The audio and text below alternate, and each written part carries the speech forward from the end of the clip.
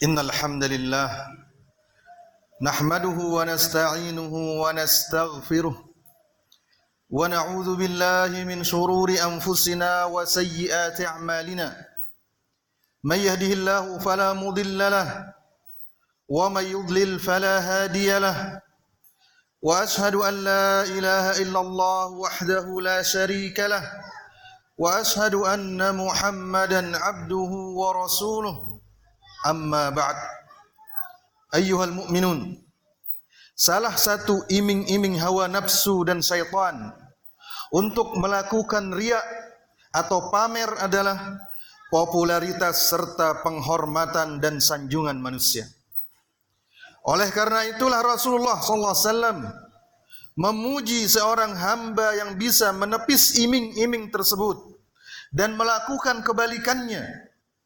Rasulullah sallallahu alaihi wasallam bersabda, "Innallaha yuhibbul 'abda at-taqiyyal ghaniyyal khafi."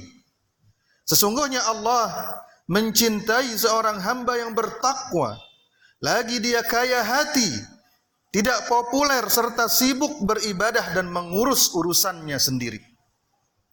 Al-Imam Sufyan Ats-Tsauri rahimahullahu taala berkata, "Wahdhar hubbal manzilah fa inna az-zahadata fiha ashadda min az-zahadah fid dunya."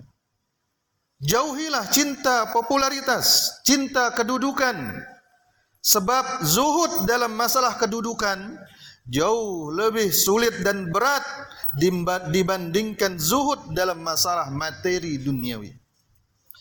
Kemudian Al-Imam Az-Zuhri rahimahullahu taala berkata, "Ma ra'ayna az-zuhda fi syai'in aqalla minhu fi ar-riyasah. Tara ar-rajula yazhadu fil mat'am wal mashrab wal mal, fa idza nuzi'a ar-riyasah hama 'alaiha wa 'ada." Kami tidak mendapati zuhud yang paling minim dan rendah kecuali dalam masalah jabatan. Anda akan mendapati seseorang itu bisa zuhud, dia artinya bisa sederhana, bisa menahan diri dalam masalah makanan, minuman, ataupun harta. Namun lihat ketika jabatannya digoyang, dia akan melindungi jabatannya dan melawan. Ibrahim ibn Adham rahimahullahu ta'ala berkata, "Lam yasduqillah man ahabba syuhrah." Tidak akan pernah bisa jujur kepada Allah orang yang cinta popularitas.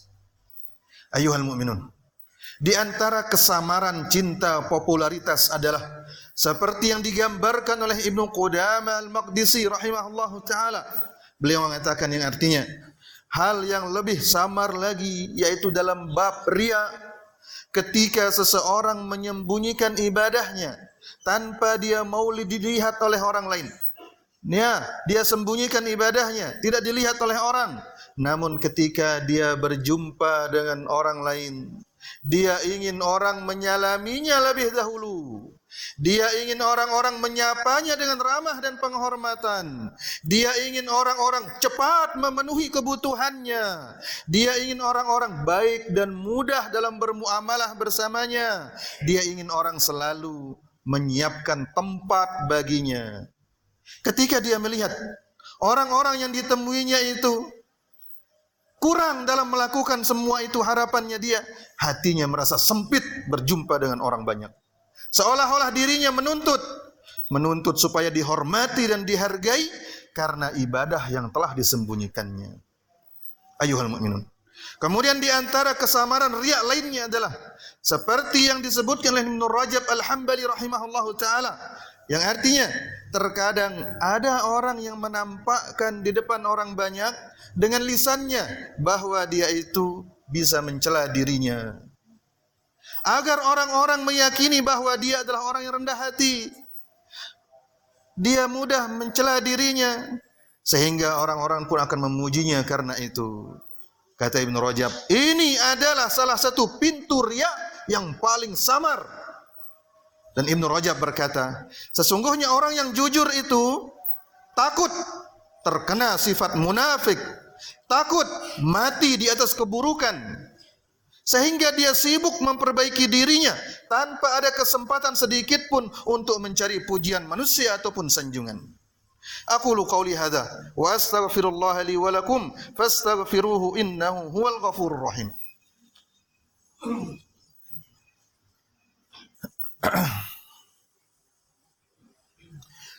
Alhamdulillahi ala ihsanih wasyukru lahu ala 'idhami ni'amihi wa amtinanih wa ashhadu an la ilaha illallah wahdahu la syarika lah ta'dhiman li sya'nih wa ashhadu anna Muhammadan 'abduhu wa rasuluhu wa khaliluhu sallallahu alaihi wa ala alihi wa sahbihi wa man tabi'ahum bi ihsanin ila yaumiddin wa sallama tasliman katsira. Amma ba'd.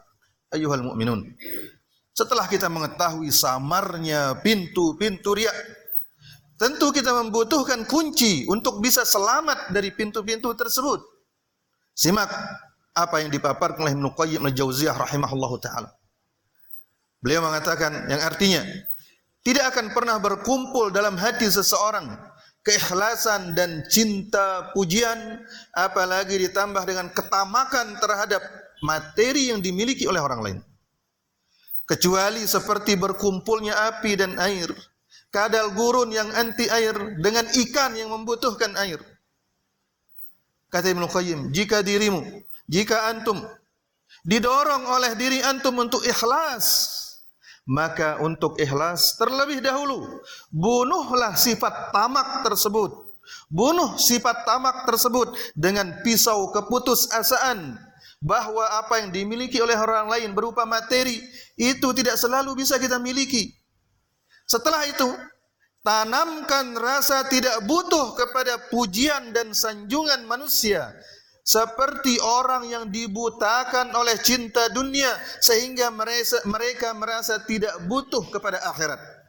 Sikapi materi itu, seperti orang yang cinta dunia menyikapi akhirat. Jika kedua hal ini bisa Anda lakukan, maka akan mudah bagi Anda untuk ikhlas kepada Allah. Jika Anda bertanya, kata Ibnu Qayyim, bagaimana caranya supaya saya mudah membunuh sifat tamak dan tidak suka kepada pujian? Ibnu Qayyim menjawab, untuk mudah membunuh sifat tamak, Anda harus yakin bahwa apapun yang Anda inginkan, semua itu berada di tangan Allah. Tidak ada yang memilikinya kecuali Allah. Tidak ada yang bisa memberikannya kecuali Allah.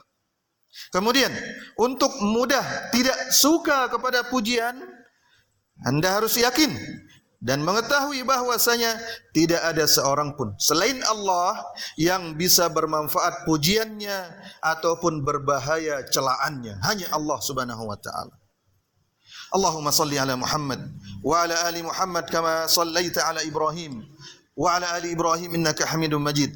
Wa barik ala Muhammad wa ala ali Muhammad kama barakta ala Ibrahim wa ala ali Ibrahim innaka Hamidum Majid.